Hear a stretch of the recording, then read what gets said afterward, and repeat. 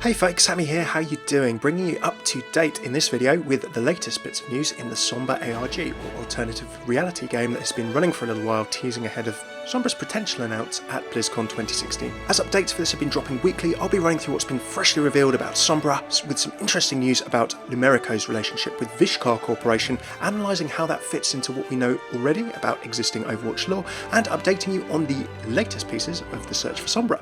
On October the 25th, new emails were discovered in the Guillermo Portero account on www.lumerico.mx. In the last steps of the ARG, covered by my last video, link below with a full playlist if you need to catch up, we'd worked with Sombra to hack into this site and into the email accounts of various Lumerico employees, including Guillermo Portero, the CEO of Lumerico, an ex-war hero, and a bunch of other stuff. For Guillermo's and Lumerico's history and lore, check out my last video and some of the others in the playlist. Now, the most significant one of these that we saw was an email talking about a potential business deal between Lumerico and the Vishkar Corporation. Now, this is really interesting for a whole bunch of reasons. For one, it can maybe help us roughly date, along with some other events, kind of when this ARG is taking place, and it's probably slightly in the past from the actual present day of the Overwatch timeline. Other reasons that it can be interesting is that it shows us maybe a bit about Portero's and Lumerico's morality, Sombra's motivations, and a whole bunch more. The email details discussions between Vishkar Corporation and Lumerico about a deal, and also somewhat threateningly refers to smoothing over conflicts that might come up in opposition of our proposals. Now, that kind of sounds innocent-ish until you know more about Vishkar as a company and their history.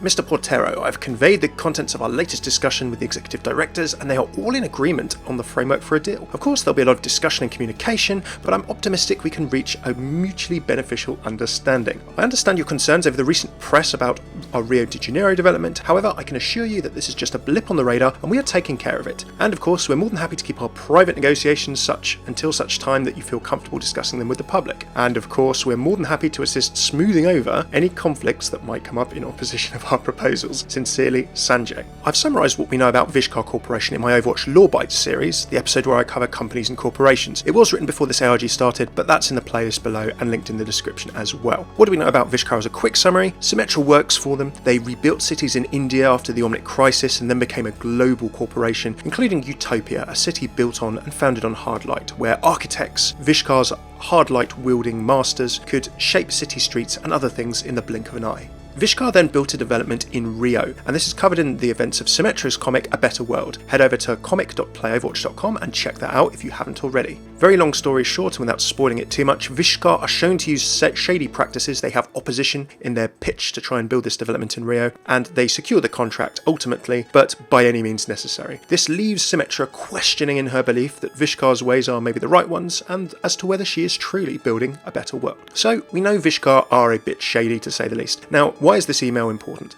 Sanjay was handling or managing Symmetra's operations then in the comic, and he's now the person who's talking to Portero about a potential deal. So we know that Vishkar are looking to do a deal with Lumerico. Around what, we don't know precisely, but as a speculative piece of thinking, Vishkar are in the business of rebuilding cities and infrastructure after the Omnic Crisis. We know that Mexico's infrastructure was heavily damaged in the Omnic Crisis, and indeed Portero's Lumerico and the building of these nuclear energy plants is a bid to try and repair some of that. It's not too big a leap to think that Lumerico might be talking with Vishkar about doing something similar in Mexico. Now, Symmetra even has a line in the game. When she spawns on Dorado, she has an interaction, saying, "This would be a perfect location for a Vishkar development." And that actually ties together really nicely with this. Little did Symmetra know maybe that Sanjay and Vishkar were actually negotiating with Lumerico about working in Dorado. Now, lore-wise, there's several interesting tidbits there. Some of it makes it look as though that this ARG is set in the past and not the precise present day, particularly because Sanjay is referring to troubles in Rio. Now, what troubles in Rio could these be? Well, it ties into Lucio's story. We actually know that after the events of A Better World, Symmetra's comic, and Vishkar had secured the contract and began building the development in Rio de Janeiro, Lucio and other local Brazilians had been told that the development would make their lives better, but the promise didn't come true. Vishkar apparently imposed quite strict controls on the residents in the name of building a more orderly society, with curfews, cracking down on lawless behaviour, or what the company perceived it to be, and using the population as a cheap workforce. Lucio actually rose up against this, and it's key to his bio on the website. He actually stole Vishkar's sonic technology that had been used to suppress the people previously. That's what his sonic amplifier is, and he made some tweaks to it to help rally them into action. And in a popular uprising, the local Brazilians around Rio drove Vishkar out of their neighbourhoods. This actually led to Lucio's star rising overnight, making him an international star on a musical front, as well as a symbol for social change. Coming back to the email, if these events are in the past, they may well not be that long ago, if Sanjay is referring to Lucio's uprising.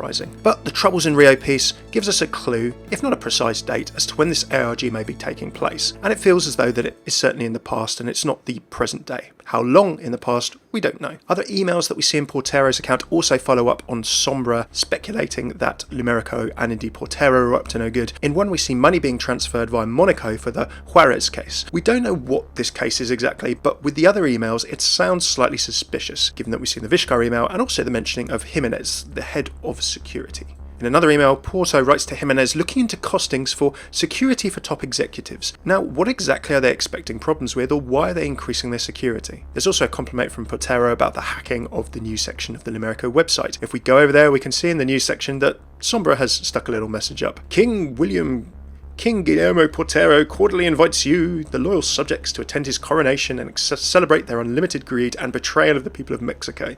We have coordinated the publication of information showing that Portero is a snake, that he has plundered the riches of our country for his own good for a long time, corrupted our government, made us into beggars, and he won't stop until you have the whole country under his rule. But we, Los Muertos, which is interesting, will not support the conclusion of his reign of corruption. We'll show our new conquerors who takes the future of our country. In November, the King Snake will fall apart, and we'll celebrate the recovery of our home. Now, why this post from Sombra is interesting is that it's confirming her further links to Los Muertos. She's mentioned these in previous emails I've covered in my other videos, and actually, this links somewhat to the Sombra leaked bio, if it is a true leak that we've seen again. In that bio, Sombra is mentioned as running with Los Muertos until things got a bit hot and she had to go underground. Again, if the Sombra bio and therefore image turns out to be true, this seems to tie into that a little bit. And this is then actually set presumably before Sombra started any association with Talon, as we've seen in Anna's comic, Old Soldiers, when she's mentioned as working with Reaper somehow in the events of that comic. We've got some cool new information on Sombra's background, a little bit more about Lumerico and what they're up to, Soldier 76 will be pleased to know about that,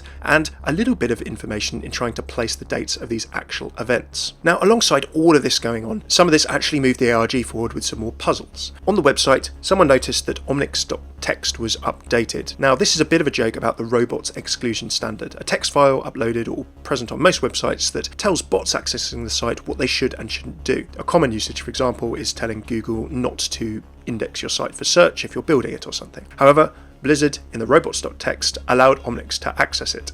So in omnix.txt we can see some information. It allows Tzolk'in and then also allows Imix, Chichak, Manic Imix and a whole string of other stuff. The game detectives community got on the case. Tzolk'in is the name of a Mayan calendar and language, and the second line is a series of animals or days in the Tzolk'in dialect. These symbols were turned into Morse code, as each of them correspond to various numbers, and that Morse code was decoded to execute attack. As with previous steps in this recent Lumerico website puzzle, people went to a subdomain of the Lumerico site, lumerico.mx/execute attack, where the following text was discovered in another message from Sombra. Translated to English, it says, "The moment has come. These emails have exposed the truth about Portero, initiated a revolt, and have convinced the people of Mexico to support our cause. Now is the time to strike, to convert his precious inauguration on November the 1st to a large movement against it. I need you to do one thing. Get access to the email security chief and seek some form of help in the attack. You may see her contacting Portero soon, and I've changed her password." So if we log in with the details of M. Jimenez and this password, it gives us access to an admin panel of Lumerico. A command prompt was located at the bottom of this page, but